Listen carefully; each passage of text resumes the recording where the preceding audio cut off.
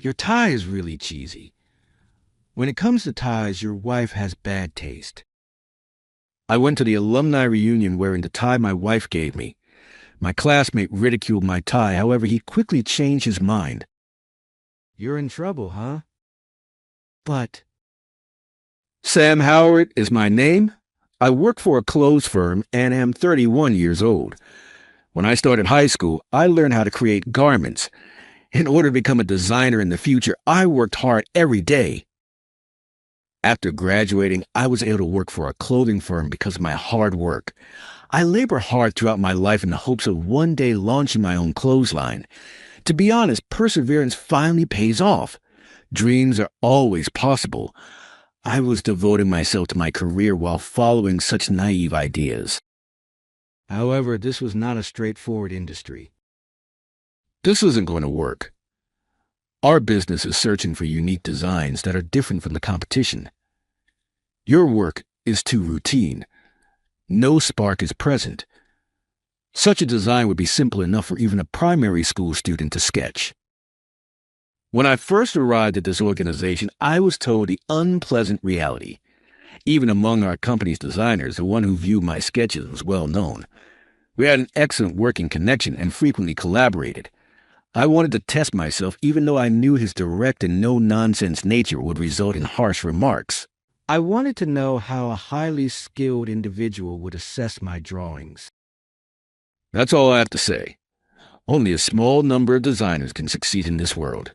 The great majority either give up on their aspirations and work for other companies, or they work on garment manufacture while employed by a company. After entering the company, I became aware of how brutal this industry was. Many people joined the company, including me, and I put a lot of effort into becoming a top designer. But I gave up on my dream since a genius is too good for the average individual. I now work on the production that makes those geniuses' inventions come to reality. Sam, I'm thinking of working on this collar part next, but I'm a little worried that this sewing method won't do justice to the embroidery here. Yes. Let's attempt completing a prototype and switching it to a felting stitch. I'll provide an explanation to the superiors on my end.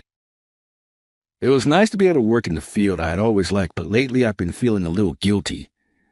Was becoming a designer with such a playful attitude truly my goal? Is the dream I worked so hard to achieve being abandoned? I kept asking myself these questions every day. I didn't expect my work to be accepted, but I continued to design clothes as a hobby, hoping that someday I could create the clothes I loved. A turning point came in my life when I received an invitation to a middle school reunion from a friend. Honestly, I hesitated momentarily about whether to go. But meeting old friends and sharing a drink with them might help clear my troubled mind. With that in mind, I decided to attend the reunion. However, I couldn't imagine that my life would change so dramatically because of this reunion. When I attended the reunion, I was delighted to see familiar faces.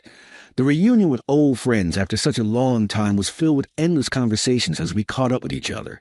Some of them even brought their children along to the event.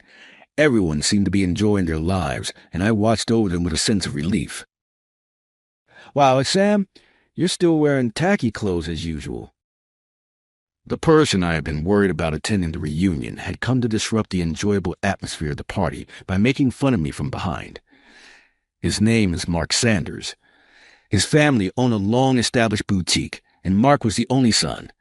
He currently worked for a major clothing company and was in charge of the design department there. He had always had a strong sense of fashion, earning him the nickname Fashion King in our class. It was a nickname given to him for his arrogance and great sense of style. He knew that he was being called by that nickname, but it seemed that he didn't care whether it was meant sarcastically or not. He even promoted that title himself. For someone so full of confidence like him, such sarcasm was not a big deal. I had heard that he had entered the same industry as me. I was certain that he would target me and make fun of me at the reunion. That's why I had been hesitating to attend. And sure enough, my premonition came true. I couldn't help but let out a deep sigh at his condescending attitude. You are still talkative as always. It's been a while since you spoke, and that's what you say? He had always stood out for his lack of common sense, and even as an adult he found amusement in his insolence. I couldn't help but pity him at this point. Mark and I had a history of rivalry since my school days. It seems that this grudge started because a girl he had a crush on at the time had feelings for me, but I had nothing to do with it. I didn't care about such things. It was just annoying that someone else's infatuation with me caused trouble. When Mark learned that I was pursuing a career as a designer, he seemed to take it as a challenge to show the difference between an ordinary person and a genius on the path of a designer. Now I had risen to the status of a popular fashion designer to the extent that the fashion industry in the States paid attention to him. Even at this reunion, Mark, the popular guy, was always surrounded by women and asked for autographs. When he came over to me, he was surrounded by several women and had a proud look on his face. "What's wrong, huh? Jealousy from a guy with a lower income than me? You just look even more pathetic." He was as obnoxious as ever, and it made me feel sick. I wondered what was good about him with such a terrible personality. Despite his apparent talent, it seemed that even the women around him were disgusted by his attitude, as it showed on their faces. Several of my friends teased me, saying, "It's written all over your face," and I realized how fed up I was with the situation. Despite his terrible personality, it seemed that the women around him were only interested in his money, and there was no sign that they cared about anything else. I couldn't help but mutter in my mind about these money-hungry people while waiting for the storm to pass. But then my friends who were dining at another table extended a helping hand and beckoned me over. "Sorry, but I don't want to waste my time talking to you. See you." With those words, I left Mark and his entourage, prompting a chorus of boos from the women who were with him. I noticed people whispering and making negative comments about me under their breath on the edge of my field of vision. However, I paid no attention to such things and headed towards my friends. Regardless of the insults or mean-spiritedness, dealing with Mark was the worst. It was still better to be talked about behind my back. With these thoughts in mind, as I approached my friends who had extended a helping hand, they expressed their concern. They pointed out Mark's obsession with me. His hostile attitude was so intense that people around us were also talking about it. I expressed my gratitude to my friends for helping me, and we enjoyed drinks together again. But time passed quickly. As the first round of the gathering ended, the organizer was confirming the attendees for the second round during the break. While taking a smoke in the smoking area, my buddy Tom from junior high school approached me. It was a disaster dealing with Mark like that. Yay, seriously. I've always wondered why he's had it out for me. He's jealous of your talent, probably. He's been conscious of you for a long time, one way or another. Huh? He's the one overflowing with talent. I'm just an ordinary worker. People around you just haven't realized it yet, your greatness. While uttering these cryptic words, Tom lit a cigarette. At that time, I couldn't understand the meaning of what he said. When I tried to delve deeper into what he meant, Tom suddenly looked surprised as he stared at my tie. "Have you changed your fashion sense or something?" "Huh?" While I was puzzled, he took my tie in his hand and examined it closely. "You didn't used to wear something like this, did you? You really pay close attention to people, huh?" "Actually, this is..." "What's with that tacky tie? Your taste has certainly changed." I was about to answer Tom's question when Mark suddenly appeared out of nowhere and started making fun of my tie. I wondered why he had come out of nowhere and was getting annoyed with him. Then Tom intervened to protect me. "Hey, what's your deal? Just showing up out of nowhere." Tom was over 6 feet tall, and his imposing presence was quite intimidating. Mark, feeling like a deer in headlights, shrunk back. However, he had his pride in front of the entourage that had come with him. He couldn't afford to lose, so he quickly retorted, looking up at Tom. "What's wrong with calling something tacky when it's tacky? I was just expressing my opinion." "Why do you even need to say something like that?" "I'm just trying to help you out. People without talent and taste will always be out of touch with fashion. Fixing your tacky sense is a good thing, you know. You're just garbage at the bottom, no matter what you do." Mark grinned at me while letting out a crude laugh, looking directly at me. Tom, looking utterly shocked and doubting Mark's sincerity, took a step closer to me, distancing himself from Mark, and expressed contempt for him. Tom probably didn't want to deal with Mark any further either. He extinguished his cigarette in the ashtray he held and left some words with a mocking smile behind. "If this tie looks bad to you, you're just a mediocre guy." "What do you mean?"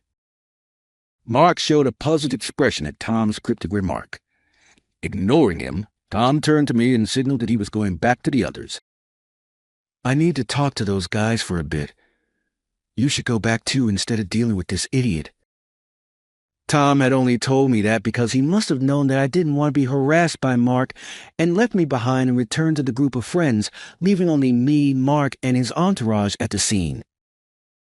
There were a few people passing through the lobby, but no one paid any attention to us. I didn't want to spend any more awkward time here. Thinking that, I quickly extinguished my cigarette and was about to return to the venue to catch up with Tom.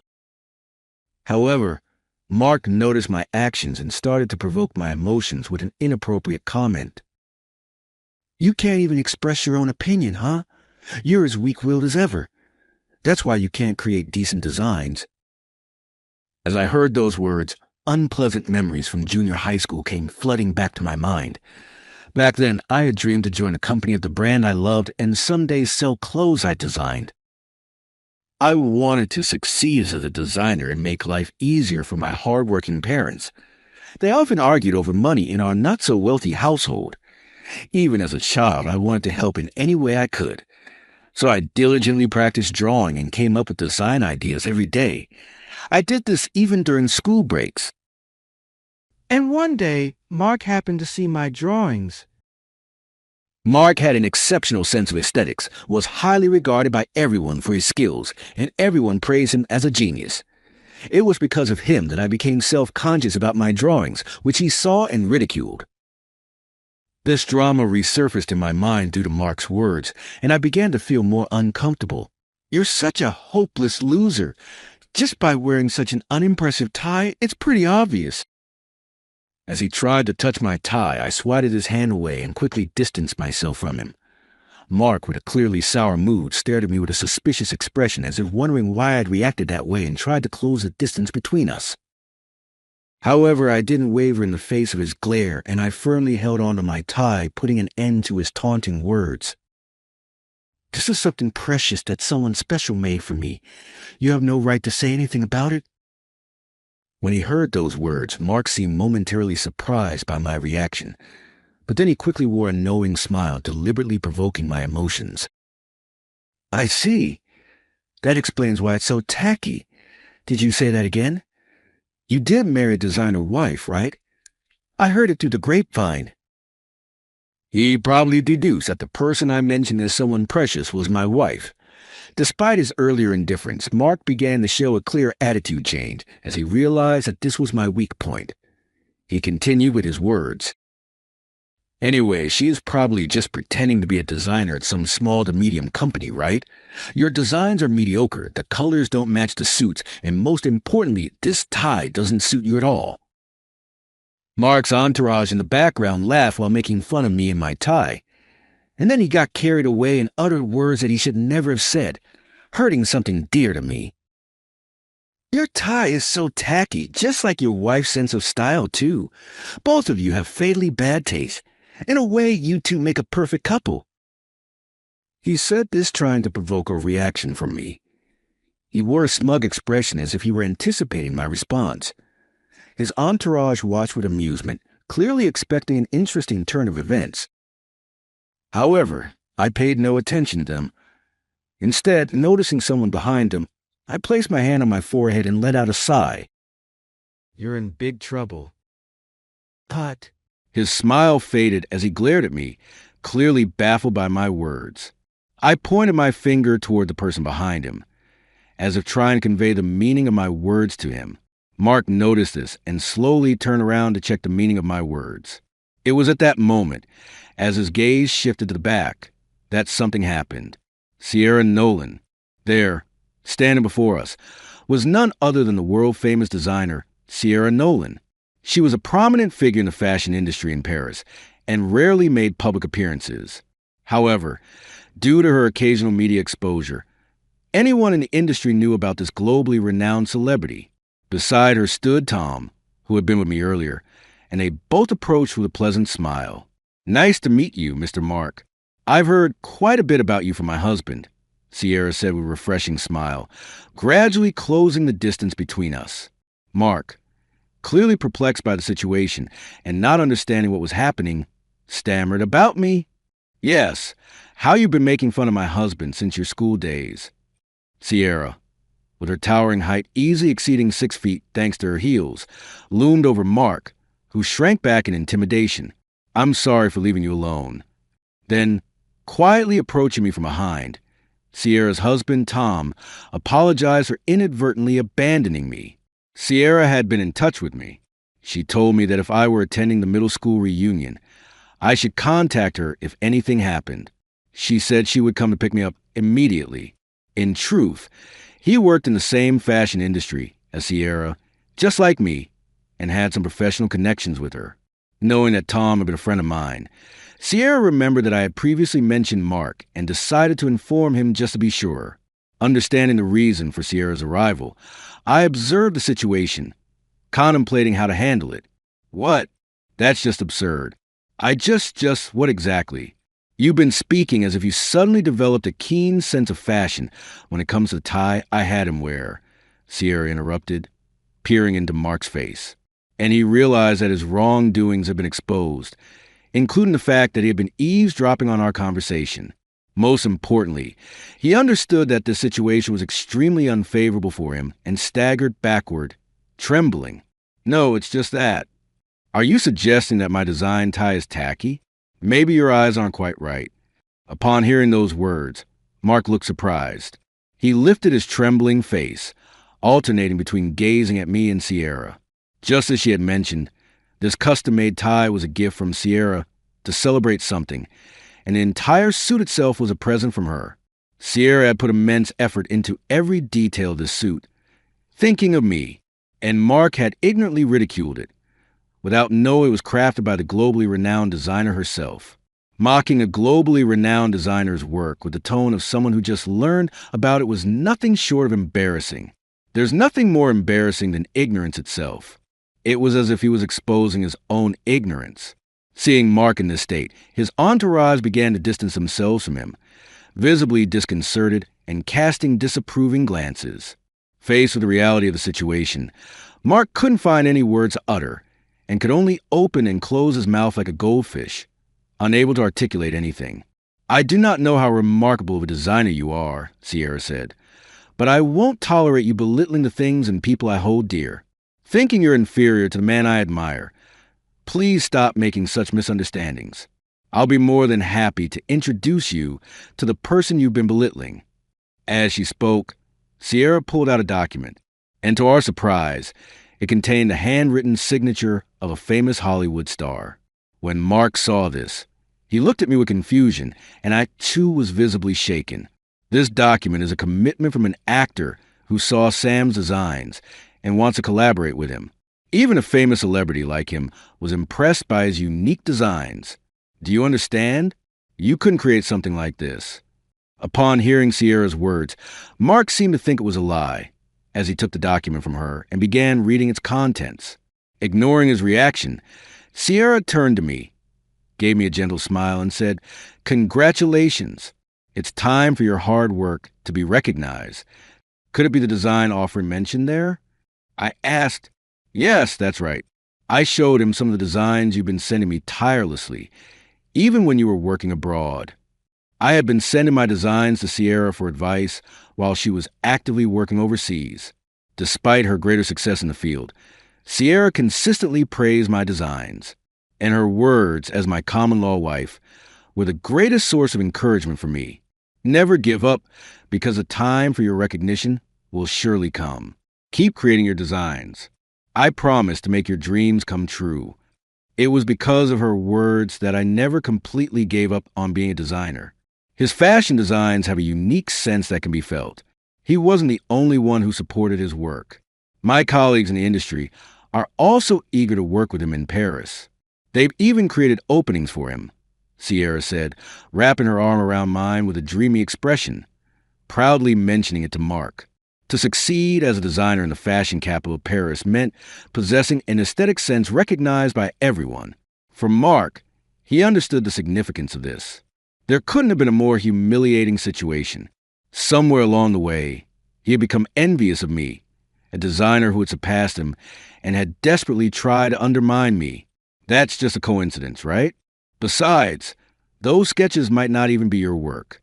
You probably had her do them and then pitch them. There's no proof that any of the designs you claim to have created are yours. Mark resorted to baseless accusations, even leaving his entourage visibly disgusted. His resentful words, full of jealousy, had Sierra and everyone else at a loss for words. They were utterly dumbfounded by his malicious pettiness. Seeing Sierra's reaction, I sighed and turned to Mark, delivering the final blow with my words. If it's about the sketches, they're still on my PC. And if you want, we can even call him right now to confirm. The chances of him colluding with this without knowing the circumstances are low. If he acknowledges the contents of that contract, wouldn't that be solid evidence? I said, flashing my phone as Mark seemed to be at a loss for words, or perhaps too fled to respond. He must have realized that he had no comeback to that. He hung his head, seemingly defeated. You've always looked down on me and acted so arrogantly, which is probably why you never grew as a person. Your talent was undeniable. I may have disliked you, but I recognize your abilities through the work you created. That's why it's such a shame. If you had a better personality, perhaps we could have interacted differently. Upon hearing those words, Mark seemed to finally grasp the extent of his mistakes and collapsed to the floor, tears flowing without any attempt to hide them. Thanks to Sierra, I managed to get back at Mark and left this country with a clear and cheerful mind. The suit she had given me was intended as a surprise gift, and she had kept the story about the contract a secret, planning to reveal it once we arrived in Paris. I had no idea what the celebration was about, though it was mentioned that it was a celebratory gift. It wasn't until after that alumni reunion that I was informed of the truth, and suddenly everything fell into place, leaving me with a feeling of clarity and relief. After that, I got a job as a designer at a major fashion brand in Paris, which Sierra runs. Colleagues who used to ridicule me in my previous company were left grimacing when they found out about this. As for Mark, he had become a laughingstock in front of our former classmates, and his dignity had been stripped away. It turned out that a colleague from the same company had attended the reunion and spread the story as gossip.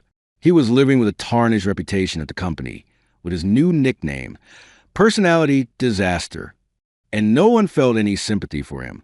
Sierra and I, on the other hand, were featured in Parisian magazines as a famous designer couple. Despite her initial reluctance to step into the spotlight, Sierra, who had a tall stature, now balanced her roles as a model and designer. She had a change of heart and expressed her desire to design clothes for herself, eventually endorsing her in the modeling world. Somehow, she turned out to be a good fit for it, and now she manages both modeling and her business, working together hand in hand with me. Grateful for the opportunity to work in my dream job alongside the person I love, we continue to pour our hearts into our work.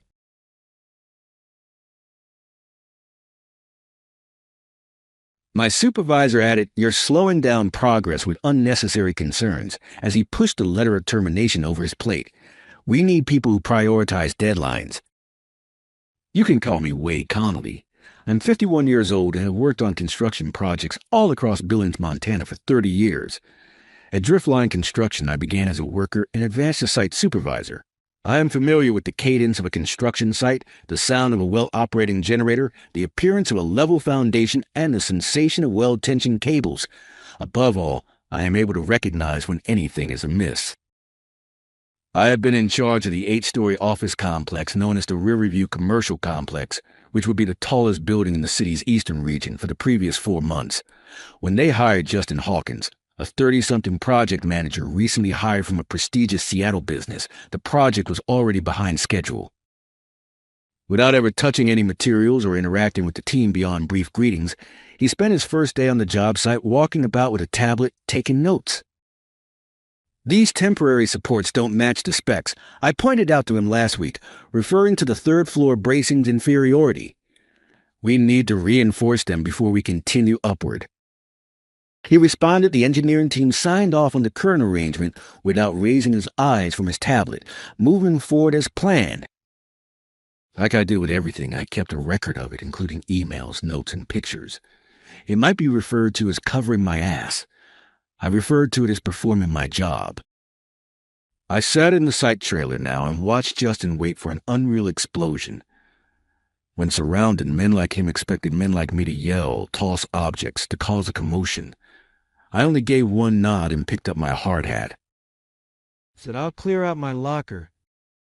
He responded, "I've already had your personal items packed and slid a cardboard box in my direction. Security will walk you to your truck." Safety? As though I posed a threat. As if 30 years of arriving early and departing late had no significance. As if I was unsafe for voicing valid safety concerns. I accompanied the apprehensive young security guy to my pickup after taking the box without inspecting its contents. When some of the crew realized what was going on, they quit their jobs. The slight nod I offered them was not a farewell, but rather a signal to watch yourselves. I noticed Justin already speaking to my replacement as I was leaving the location. He was talking to a man who was nodding excitedly, presumably vowing to keep things going no matter what. They didn't realize it yet, but it wouldn't be the last time they saw me. I have built long-lasting products during my working life. I learned from my father, a carpenter, that taking shortcuts leads to weaknesses, and weaknesses ultimately fail. Do it right the first time, he'd advise, even if nobody but you knows the difference. This philosophy had earned me respect from crews and contractors alike. It had also cost me opportunities with companies that prize speed over quality. I've been let go twice before for insisting on proper procedures.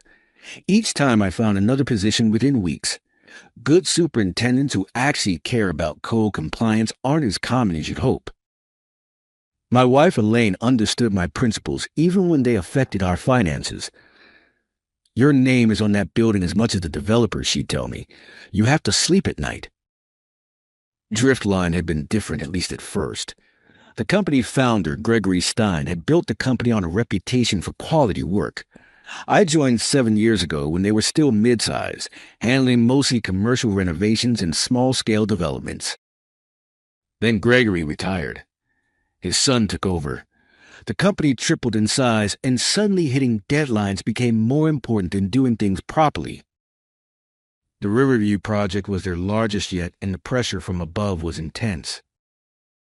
The first sign of trouble came when they replaced our original project manager, Hank Willis, a seasoned professional I had worked with for years, with Justin Hawkins.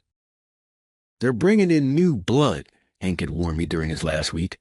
"These young guys from the big firms, they're all about the bottom line. Be careful, Wade." I'd nodded, not realizing how right he would be. During Justin's first month, small corners were cut. Safety meetings shortened from 15 minutes to 5. Material inspections became cursory. Documentation requirements were relaxed.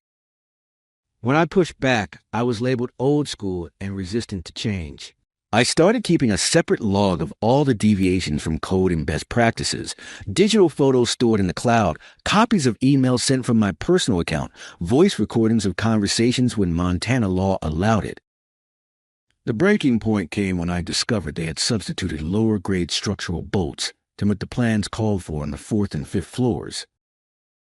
The difference wouldn't be visible to an inspector without close examination. But in an earthquake or severe wind event, it could mean catastrophic failure. "We need to replace these," I told Justin, showing him the comparison. He glanced at the bolts in my palm and said, "The supplier assured me they're within acceptable parameters. We're not delaying the steel team for this." That was 2 days before my termination. I drove straight home after being escorted off the site, the cardboard box riding shotgun like a silent passenger. Elaine wouldn't be back from her shift at the hospital for hours. I sat in my truck in the driveway for a long while, staring at the house we bought 15 years ago. It needed a new roof. I've been planning to do it myself this summer. Now I have the time, but potentially not the money. Inside, I set the box on the kitchen table and finally looked through its contents. My thermos, a few reference books, the framed photo of Elaine and me at Glacier National Park. My personal tools were missing: a good Milwaukee drill set, quality measuring equipment, specialized gear I had accumulated over decades, about $2,000 worth. I made a list of everything missing, then called the Human Resources Department at Driftline's main office. The woman who answered sounded uncomfortable when I explained the situation. "I'll look into it, Mr. Conley," she said. "But I should inform you that, according to Mr. Hawkins' report, you were terminated for insubordination and creating a hostile work environment." I hadn't raised my voice once in all my interactions with Justin, not even today. "That's interesting," I replied evenly. "I'd like that in writing, please." "Excuse me, the reasons for my termination," I clarified. "I'd like them in writing, and I'd like my tools returned. Otherwise, we can discuss this through my attorney." She promised to call back. I hung up and stared at my phone for a long moment before opening my personal email. There, in organized folders, was everything I had documented over the past 4 months, 76 distinct safety violations ranging from minor to potentially catastrophic, all with photographic evidence, all with records of my attempts to address them through proper channels. It wasn't just about getting fired anymore. It was about the 200 people who would eventually work in that building. It was about the construction crew who didn't know what was being hidden behind drywall and underneath flooring. It was about every corner cut becoming a potentially lethal hazard down the line. I started a new email addressed to the Occupational Safety and Health Administration's OSHA Regional Office. The subject line was simple: urgent multiple critical safety violations at Riverview Commercial Complex. I worked methodically, organizing the violations by category and severity, cross-referencing code requirements, attaching documentation. 4 hours passed. Elaine came home and found me still at the computer. "Wade, what happened?" I told her everything while continuing to type. She stood behind me, her hands resting on my shoulders, reading the screen as I worked. "They're going to fight back," she said quietly. "Let them. You might not get another job in this town." I paused, hands hovering over the keyboard. "Some things matter more than a paycheck." She squeezed my shoulders gently. "I know. That's why I married you." I hit send at 9:47 p.m. Then I started another email to the State Building Inspector's office. The call from Justin came at 7:30 the next morning. "What the hell do you think you're doing, Wade?" His voice was tight, controlled anger. "Good morning, Justin. I just got a call from OSHA saying they've received a complaint about our site. Was that you?" I sat at the kitchen table, coffee mug in hand. "I documented legitimate safety concerns," I stated. "That's all." "You were fired for causing problems, and now you're proving me right." His voice dropped to something almost like reason. "Look, Wade, I understand you're upset, but this vindictive behavior isn't going to help you find another position. In fact, I'm already getting calls from other firms asking about you." The threat was clear. "Keep pushing and I'd be blackballed." "If the site is up to code, you have nothing to worry about," I replied. He laughed, short and sharp. "We both know inspections can be subjective. One person's violation is another's acceptable variance. But what's not subjective is how the industry views disgruntled employees who try to sabotage projects after being terminated." "Is that what happened to my tools?" I asked. "Sabotage?" I paused. "What tools?" "The ones not returned with my personal effects.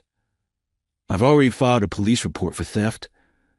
That wasn't true yet, but his reaction told me everything. "You know what? Keep the tools. Consider it severance, but drop this OSHA nonsense before you hurt yourself. Goodbye, Justin." I hung up and immediately called the police department to file that report. They took the information but didn't sound optimistic about recovery. Next, I called 3 construction companies I had relationships with to inquire about openings. 2 didn't return my calls. The third, Elkridge Builders, had the owner's son call me back. "I'd like to help you out, Wade." "I really would," he said. but we've got a full roster right now. And well, there's been some talk. What kind of talk? That you're difficult to work with? That you make trouble? He sounded genuinely uncomfortable. Look, I know my dad thinks highly of you, but the industry is tight right now. Maybe try again in a few months when this all blows over. By mid-afternoon, I'd received similar responses from 2 more companies. Word travels fast in construction circles, especially in a city the size of Billings. At 4:15 p.m., my phone rang with an unfamiliar number. It was an attorney representing Driftline Construction. Mr. Conley, I'm calling to inform you that any further communication from you regarding the Riverview project be considered defamatory and result in legal action. Are you saying the company would sue me for reporting legitimate safety violations to regulatory authorities? I'm saying that your characterization of standard industry practices as violations appears to be retaliatory in nature given the timing. Furthermore, you removed confidential project documentation when you left the company, which constitutes theft of intellectual property. I hadn't removed anything. All my documentation had been created on my personal devices and stored in my personal accounts, but they were laying groundwork to discredit me. Send me a formal cease and desist if that's your position, I replied. Otherwise, I have nothing more to say. 3 days later, I received a thick envelope from their law firm. Inside was a cease and desist letter threatening legal action if I continued to malign the company, along with a non-disclosure agreement. They reminded me I had signed upon hiring. I hadn't signed any such document, but fighting this would require an attorney I couldn't currently afford. They were trying to bury me before the inspectors even arrived at the site. A week after my termination, I was sitting in a diner downtown when Franklin Weber slid into the booth across from me. Frank had been my electrical foreman on the Riverview project, and we'd worked together on and off for 15 years. This is probably a bad idea, he said, glancing over his shoulder. Probably. I pushed my coffee cup aside. How are things at the site? Crazy. Justin's got everyone working overtime to fix the issues before the OSHA inspection. They've scheduled it for next Monday. I nodded. They're replacing the bolts and reinforcing the supports you flagged. But here's the thing, Wade. He leaned forward, lowering his voice. It goes deeper than what you saw. They've been falsifying materials documentation for months. Remember those concrete samples that failed the strength test back in February? I remember the first pour for the foundation had shown concerning results, but Justin had assured everyone that subsequent tests came back fine. They never retested. Frank continued. They just changed the paperwork. Same with the fire rating on some of the materials. The manufacturer sent a notice about a batch being below spec, but it was buried. My stomach tightened. How do you know this? Donna in purchasing. She's been keeping her own records because she was worried about liability. When she heard you got fired, she came to me. He slid a flash drive across the table. Copies of the original documentation versus what was submitted to the inspectors. I stared at the small black device, not reaching for it immediately. Why are you doing this, Frank? You've got a pension coming in a few years. My son's firm is going to lease 3 floors in that building when it's done. He met my eyes steadily. And I was raised to do what's right. Same as you. I picked up the flash drive. They'll figure out where this came from. Probably, but I'm old enough not to care much anymore. After Frank left, I walked to the public library and used their computer to review the files. What I found was worse than I had imagined. The documentation showed systematic fraud, not just shortcuts and oversights, but deliberate falsification of safety testing and material quality. This wasn't just about Justin Hawkins. This went up to the corporate level involving purchasing directors and project executives. The Riverview project had been bid too low to win the contract, and now they were making up the difference by using substandard materials. On my way home, I drove past a construction site. The building had reached 6 stories now, its skeletal frame rising against a Montana sky. I thought about all the people who had worked there, unaware of what was hidden in the walls and floors beneath them. When I got home, Elaine was waiting with news of her own. I ran into Vivian Taylor at the hospital today, she said. Vivian was married to a city council member. She mentioned that Driftline made some substantial campaign contributions to the mayor and several council members last year, right before they got fast-tracked approval for the Riverview zoning variance. The pieces were falling into place. Political connections, rushed approvals, cut corners, falsified documentation. This wasn't just negligence. It was corruption. I called my contact at OSHA that evening and left a voicemail explaining that I had additional documentation that needed to be reviewed before the inspection. Then I forwarded everything from Frank to both OSHA and the state building inspector's office. The next morning, I received an unexpected call from Gregory Stein, the retired founder of Driftline Construction. "We need to talk, Wade," he said, his voice grave. "This goes deeper than you know." I met Gregory at his lakeside home 30 minutes outside the city. At 72, he still had the weather hands and straight posture of a man who'd spent decades on construction sites before moving into management. "I never should have let my son take over," he said as we sat on his deck, overlooking the water. "Thomas always cared more about growth than quality, but I never thought he'd go this far. You know about the falsified documentation?" Gregory nodded. "I've been hearing things from old contacts. When your OSHA complaint hit, several people called me." He took a sip of his coffee. "What you don't know is that Riverview isn't just another project for Driftline. It's the cornerstone of their bid for the new hospital expansion. That's a $100 million contract. I understood now why they'd reacted so strongly to my complaint. If OSHA found serious violations at Riverview, they'd lose any chance at the hospital project. I've been collecting information too," Gregory continued. "Thomas doesn't know I still have access to certain company accounts. I've documented irregular payments to city inspectors, the altered test results, everything." He fixed me with a steady gaze. "I built that company on my reputation. I won't let them destroy it or build death traps with my name attached." We spent 2 hours planning our next steps. Gregory would approach the board directors with his evidence, forcing internal action. Meanwhile, I would work with OSHA to ensure the inspection was thorough and couldn't be circumvented. The next day, I received a call from a journalist at the Billings Gazette. Somehow, she'd heard about the OSHA complaint. "I'm working on a story about construction safety oversight," she explained. "Your name came up as someone with concerns about the Riverview project." I was careful with my words. "I can confirm that I reported safety issues through proper channels. Beyond that, I can't comment on an ongoing investigation. We've heard rumors about falsified safety documentation. Can you confirm that someone was leaking information, probably from the city offices?" "I would encourage you to request public records related to the project approvals and inspections," I suggested. "That's all I can say for now."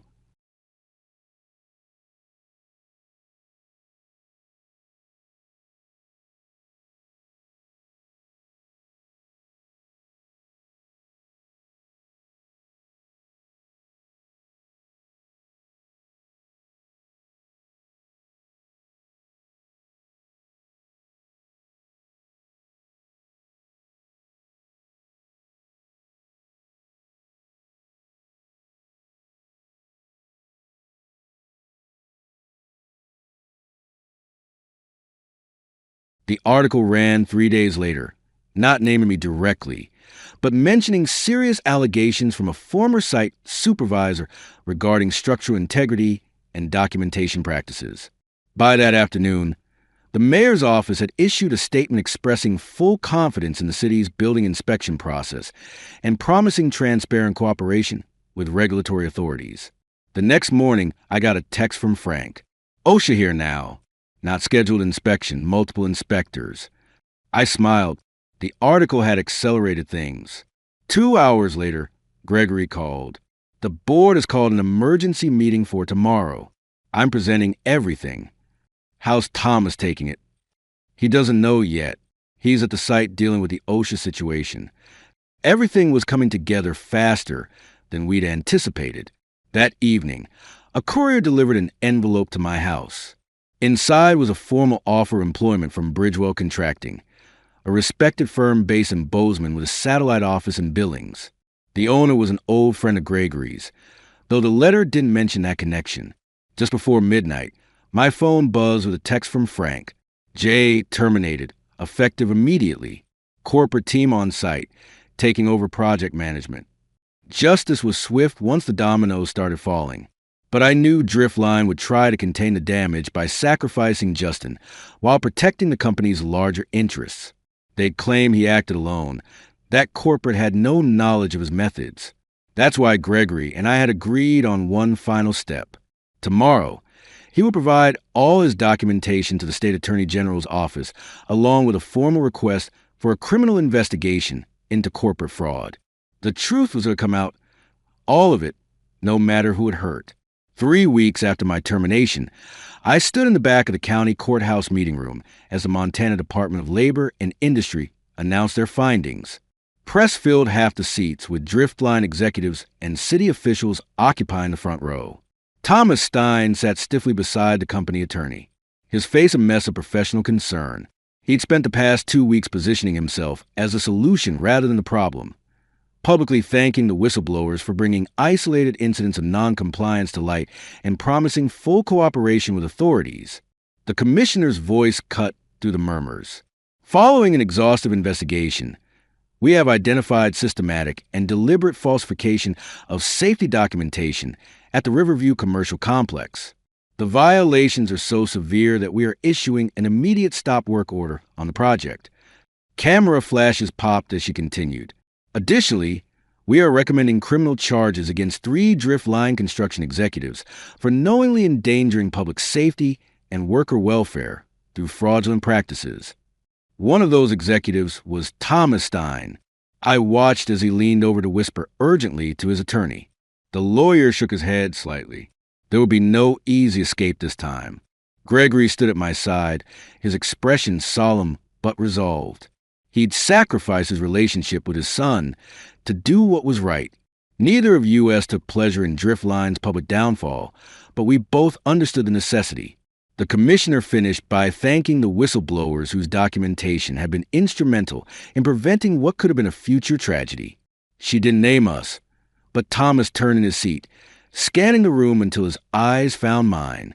I held his gaze steadily, neither angry nor triumphant, just a man who had done his job, even when it cost him everything.